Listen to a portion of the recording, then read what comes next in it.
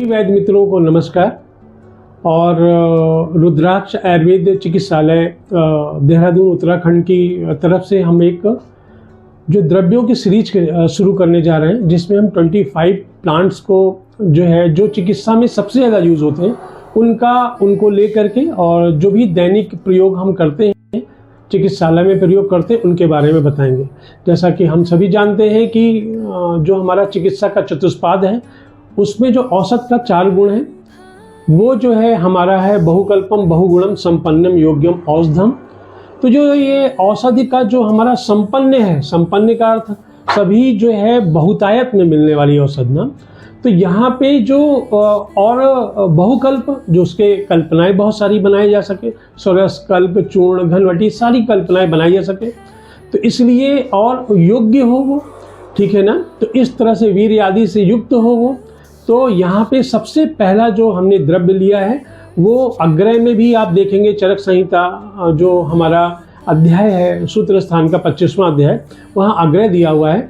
तो उस अग्रय में भी उसको श्रेष्ठ बताया गया है। तो इसलिए जो है हमारा श्रेष्ठ किस चीज़ में है, वो एरंड है हमारा, और वृष वात हरणाम कहा गया है उसको अग्रय में। तो अब हम इस प्लांट को आप लोगों के बारे में बताते हैं। देखिए ये हमारा जो एरंड है, सामान्यतः सभी प्रदेश में ये बहुतायत में पाया जाता है, और ये हमारा एक मध्यम आकार का जो है वृक्ष होता है। और ये जो है हमारा इसको जो है ये 2 प्रकार का होता है। भावप्रकाश जी के अनुसार देखें तो एरंड जो होता है हमारा रक्त एरंड और श्वेत एरंड। यहाँ पे हमारा ये श्वेत एरंड है, और यहाँ पे ये देखें आप लोग ये रक्त एरंड है। तो रक्त एरंड और श्वेत एरंड 2 तरह का होता है। तो इस तरह से हम देखते हैं इसके अगर पर्याय क्या है, सामान्यतः भावप्रकाश जी ने क्या पर्याय दिया है।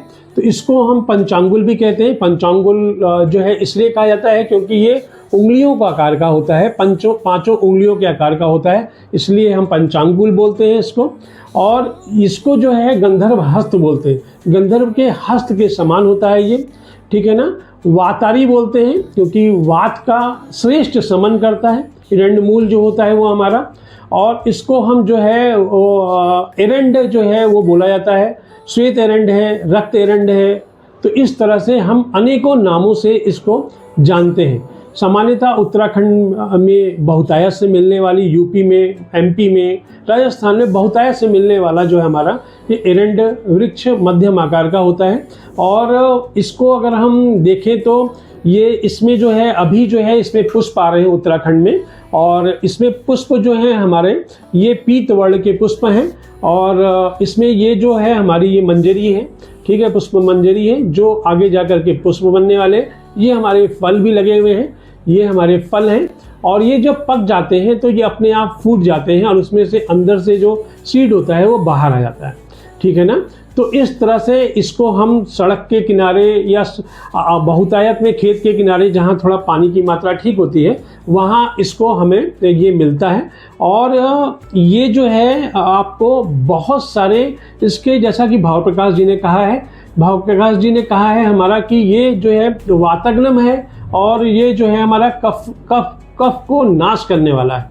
तो वात कफ सामक है एरंड पत्र, और इसका यूज हम लोग पत्र पिंड पोटली में अपने चिकित्सालय में कहीं भी, चाहे वो संधिवात हो या हमारा कटी सूल हो या हमारा मनिया सूल हो, कहीं भी सूल होता है तो उसमें हम लोग पत्र पिंड पोटली में इसका बहुतायत से प्रयोग करते हैं। और जो है इसका प्रयोग अगर आप देखना चाहते हैं तो हम लोग जनरली क्या करते हैं कि अगर हमने मान लीजिए कि संधिवात है किसी रोगी को, तो उसको जो है जब हमने इसको क्या किया कि जानुवस्ती की, और जानुवस्ती करने के बाद हमने पत्र पिंड पोटली किया, और घर जाते समय इसको पत्र को थोड़ा एक तरफ थोड़ा सा एरंड का तेल लगा के थोड़ा पीछे साइड से इसको हम गर्म करते हैं, और गर्म करने के बाद इसको वहाँ पे बांध देते हैं, और उसके बाद उसको बोलते हैं कि 2 से 3 घंटे के बाद आप इसको खोल देना। तो ये क्योंकि वात हर है, श्रेष्ठ वात हर है, और इसको जो हमारा जैसा शास्त्रों में कहा गया है कि ये बहुत सारी जो हमारे वृद्धि रोग है वहाँ यूज़ करते हैं। जैसा कि प्रैक्टिस में हम लोग देखते हैं कि जो फीमेल में अगर स्तन ग्रंथि होती है, फाइब्रोएडेनोमा होता है, बहुत सामान्य मात्रा में पाया जाता है, तो उस केस में भी जो है इसके तेल को हम वहाँ पे मालिश करते हैं ग्रंथि प्रदेश में, और इस पत्र को फिर उसको गर्म करके तवा पे और थोड़ा सा हल्का सा आगे तेल लगा कर एंड का, और वहाँ पे जो है इसको बांध दिया जाता है। इससे ग्रंथि, जो भी ग्रंथि होती है वो हमारी धीरे धीरे करके डिसॉल्व हो जाती है।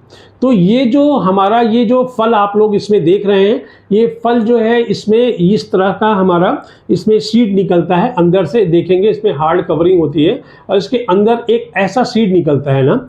तो इस सीड को भी जो है हमारा वात रोगों में, जितनी भी वात व्याधियां हैं उन सभी व्याधियों में इसको अगर रसायन काल में, तो अगर इसके बीज में अंदर से इसको हम इसके दोनों उसको अलग अलग कर देते हैं, और अलग अलग करने के बाद इसमें एक इंडोडर्म पाया जाता है। इंडोडर्म में कहते हैं कि थोड़ा सा विषग्न विषैला पदार्थ होता है ना, तो विषैला पदार्थ होने के कारण मॉडर्न के अनुसार रिसिनिन पाया जाता है इसमें।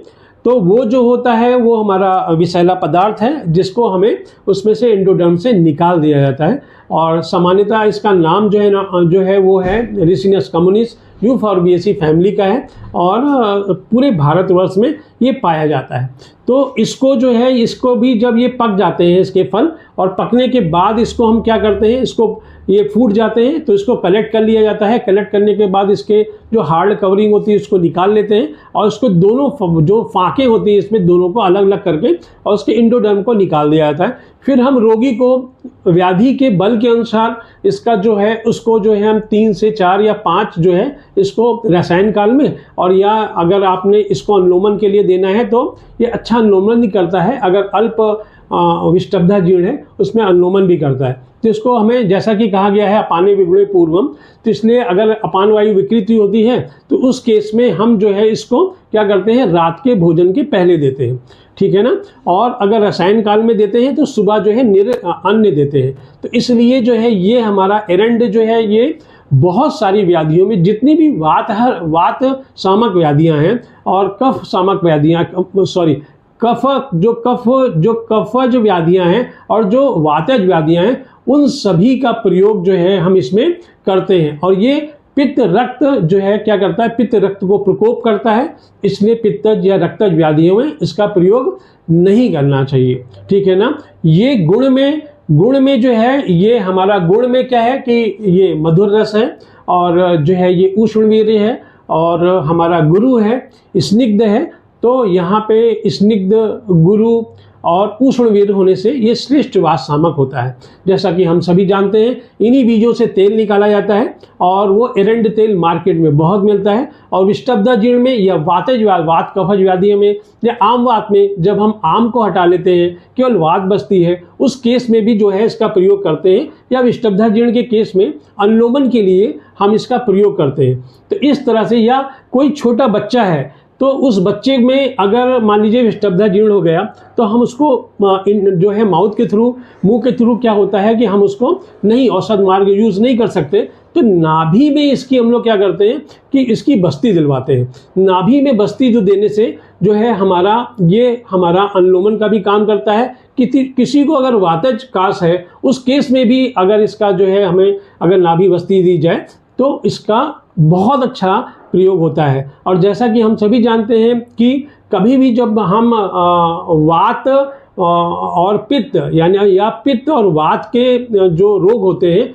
उन केस में अगर अनुलोमन करना होता है, वातज अगर प्रकृति किसी को होती है, तो उस केस में बिना स्नेह के हम यहाँ पे विरेचन नहीं करा पाते हैं।